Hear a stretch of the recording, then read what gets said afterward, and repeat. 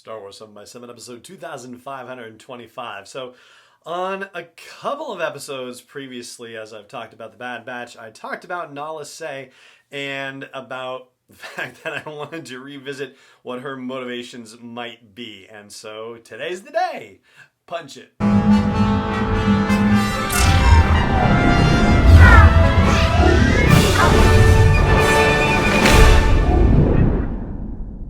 Hey Rebel Rouser, I'm Alan Boyvon, and this is Star Wars 7 by 7, your daily dose of Star Wars joy, and thank you so much for joining me for it. So, Nala Se, just to give you the brief refresher, is the chief medical scientist on Kamino. She is one of the primary drivers of the whole clone trooper program when it was initially ordered by Sifo Dyas and then later managed by the mysterious Lord Tyrannus. And we also know that she was one of the few people who knew about the inhibitor chips that were installed inside the clone troopers' brains. Now, to the general public, when it was discovered that there were inhibitor chips inside the clone troopers' brains, her line was that it was meant to suppress some of the more aggressive tendencies of the template, if you will, for the clone troopers, which of course would be Jango Fett. Now that, of course, is not the real reason, and it's not even the reason that Nala Se thought it was. So Nala Se was told by Sifo Dyas and Lord Tyrannus that the inhibitor chip was supposed to be there as a means of controlling the troopers and making them be ready to deal with rogue Jedi. But you know, I guess you could say in a way, Order 66, when it was done, was against Rogue Jedi, just, you know, rogue against what Palpatine / Darth Sidious's plans were for destroying the Republic and creating a galactic empire. So basically, Nala Se was on board with sort of the letter of the law, but not the spirit of it exactly. Anyway, so that much is the foundational stuff that we need to know, but there's also the story arc that happened in Season 6 of the Clone Wars where they find out that these inhibitor chips exist, and we find out that Nala Se is basically, you know, kind of two minds when it comes to the clone troopers. On the one hand, throughout the Clone Wars series, she is making sure that everybody's aware that clone troopers are valuable and, you know, you don't take the investment in them lightly. But on the other hand, she views them as Kaminoan property.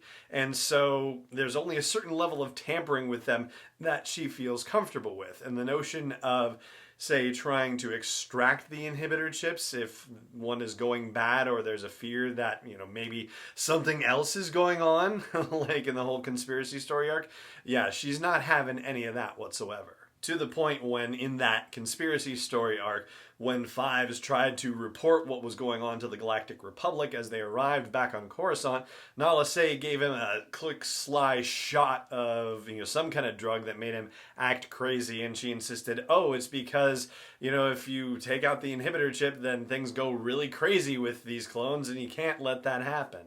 Now, again, that's the public story, and considering that there were all sorts of Republic personnel there, and because she, of course, didn't know that Sheev Palpatine and Darth Sidious are the same person, then, you know, she's going to go with that public line about it.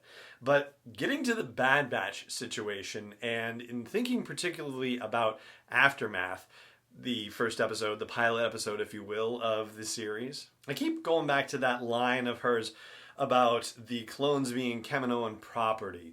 And I've been trying to figure out, you know, just what her game is, because when, you know, we see her initially and she's walking around with Omega, Omega is assisting her in the labs and stuff, and she keeps saying, hey Omega, I want to keep you close by me, and obviously Omega's not having any of that, to the point where in that episode her curiosity about the Bad Batch leads her to go into their living quarters, where she is then found by the Coruscant Republic Guard troops and brought into the makeshift brig. And it so happens that when the Bad Batch arrives to try to rescue her and bring her off of Kamino, they are put in the same brig. Now, I had a moment where I was like, this seems a little too coincidental to some degree. I mean, you know, yeah, okay, maybe, you know, she shouldn't have been in their quarters, but, you know, was it worth throwing her in the brig over, or why wouldn't they just turn her back over to Nala Se?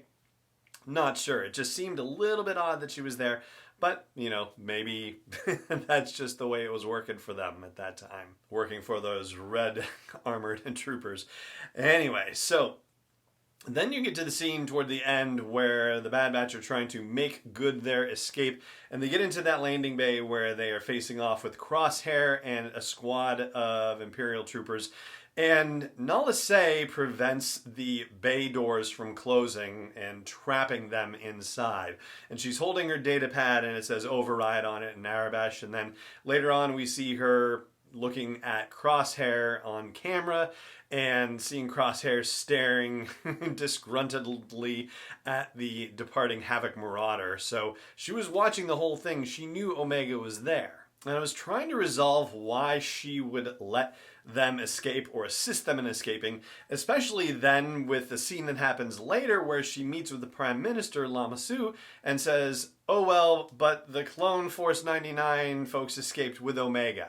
And she doesn't say, I helped them escape, I interfered with Crosshair's mission. She just said, oh, by the way, they escaped, oh well. And if anybody was going to be her confidant in this whole situation, it would have been Lama Su, right? Because the two of them have been talking about how crushing it's going to be if the Empire discontinues the clone program. It's going to be devastating to the Kaminoan economy, and both of them know that, and both of them are going to be deeply affected by it. So it's kind of strange that she wouldn't say anything about it. But in thinking about that whole Kaminoan property situation, it occurs to me that she must have been watching Crosshair and the Imperials shooting at Hunter and Wrecker and Tech and Echo and Omega and thinking that they were going to get killed. And so the only way to protect Kaminoan property under the circumstances would be to help them escape. And it seems like it would also matter particularly to her because of the conversation that she had with Tarkin when they were in that bay with all the gestation tubes and whatnot. And she talked about the genetically enhanced clones and that only 5 of them remained. And so not only are they Kaminoan property, but they're rather unique Kaminoan property. And so that might also be motivation for why she would let them escape under the circumstances. But then the question remains, how is she going to get them back? And it seems like maybe that's not her number one concern. I'm saying that because I believe that the whole Fennec Shand thing being a direct commission, I think she's a direct commission from the Kaminoans, who have certainly demonstrated a proclivity to work with bounty hunters in the past, so that hasn't been an issue whatsoever. And Omega is probably, I think the presumption is, more special, comparatively speaking, than the rest of Clone Force 99. Whatever their enhancements are, Omega's enhancements are entirely different, and that's going to be one of the big reveals that comes later on in the Bad Batch. The makers of the Bad Batch have already said as much, basically, that there is a lot more to reveal about Omega and what her deal is, and that's going to be a significant part of the Bad Batch as things go forward. So there you go. That's the Nala Se episode. And I think that helps explain her behavior, but, it's kind of diabolical in its way, and I'm surprised that we haven't seen more of her, so I think that she's got to show up in future episodes. I'd love to know what you think about that, so chime in wherever there's a comment section where you catch this episode, or at home base for the show at sw7x7.com. And that is going to do it for today's episode of the show. It just remains for me to say thank you so much for joining me for it, as always, and may the Force be with you wherever in the world you may be. Star Wars 7x7 is not endorsed or sponsored yet by Lucasfilm Limited, Disney, or 20th Century Fox, and is intended for entertainment and information purposes only. Star Wars, the Star Wars logo, all names and pictures of Star Wars characters, vehicles, and any other Star Wars-related items are registered trademarks and/or copyrights of Lucasfilm Limited, or their respective trademark and copyright holders. May the Force be with them. All original content is copyright 2021 by Star Wars 7x7. We hope you love it.